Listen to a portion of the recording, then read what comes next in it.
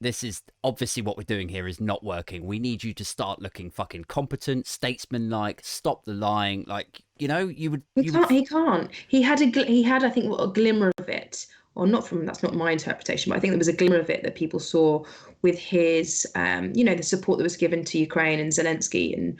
And don't get me wrong. This is the thing I can say when the government's done good things. I don't say it often because they don't, mm, but I think it's great in terms of the response for military aid, and that we were one of the first in the pack to start doing that. And obviously Zelensky's got a lot of time for Boris Johnson as a result of that. That's a good thing, and I think that probably boosted him a little bit. But the fact is, it's going to be a short-term boost when you consider all of the other shit that keeps flooding out of number 10. And also, what they're going to do, because there are going to be more fines coming. So mm. this is happening in a sort of sequential order. These fines are coming from the Met Police.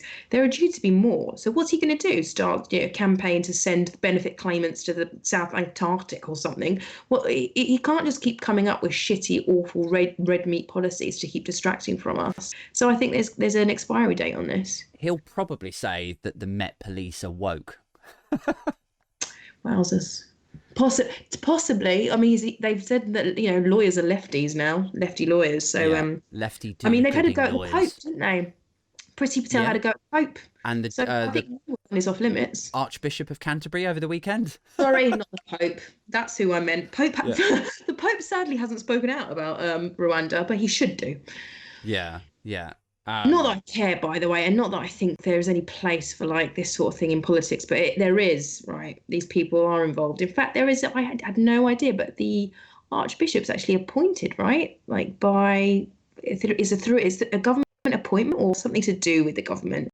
I So have he's very much embedded. Yeah, I have no idea. I read a little bit yesterday where people were saying, "Oh, I think it's Ben Bradley, who is one of these Oh God. ex-Red Wall, kind of now Blue Wall Conservative MPs, who frequently puts his foot in his mouth," and he was saying, "We separated church and state a long time ago," and Yes, I we saw didn't.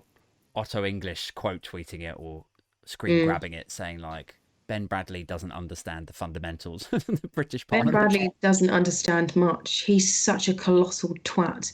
Like the Yeah. things he comes up with, he's again. This just shows you the type of people that are in these positions. Well, this Who's is it. voting for them? I, I Who's in power? I assume that they were barrel scraping around the north, the northeast, the Midlands to find people who would be willing to take 6 weeks off work from their actual job to be like the Tory MP in a seat that was likely to lose. And so there was only a few people who would like most regular grown-ups would be like, hang on a second, that's a shit deal.